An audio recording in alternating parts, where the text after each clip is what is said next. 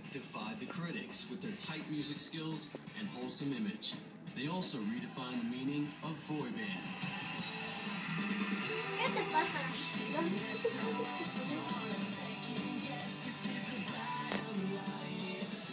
They're definitely unlikely rock stars. They're the real deal. They've got the talent, and they back it up with the blood, sweat, and hard work. They've conquered a lot of crazy demographics that they didn't think was possible in the beginning. They defy the convention of what people assume rock and roll a rock star as. I enjoy long walks on the beach.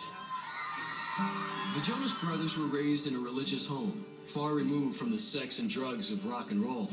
Their parents, Denise Miller and Kevin Jonas Sr., were Christian musicians who met at Bible College in 1985.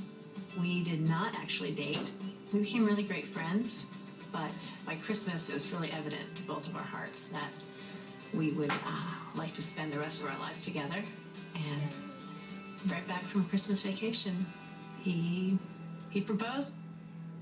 The couple married a year later and settled in New Jersey, where Kevin worked as a youth pastor. In November 1987, they welcomed their first son. I was 21 when I gave birth to Kevin, who is my oldest. He was kind of unexpected, but joyfully received.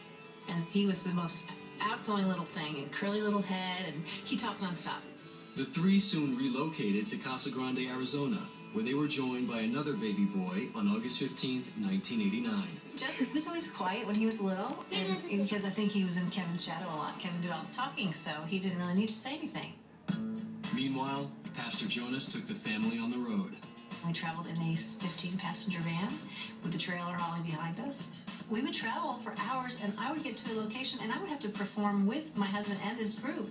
And the kids would go every night to a different group of kids, and I look back and I think, oh my goodness, how did I do that?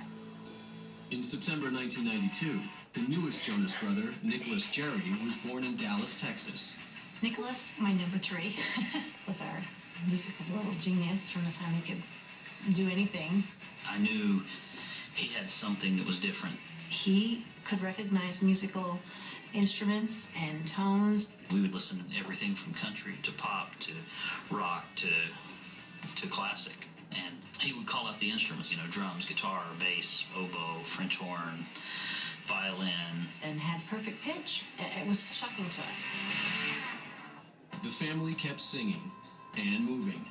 Then in 1996, settled in a New Jersey suburb just outside of New York City. Pastor Kevin led worship at Christ for the Nations and has a beautiful voice. The whole family was always involved.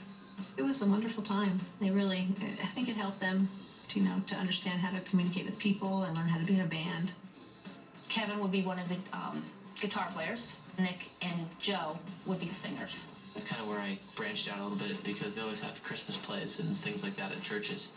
And so that really helped me build up the courage to be able to go out for different roles. Growing up in the church, singing in the church was great. Good training for what I'm doing.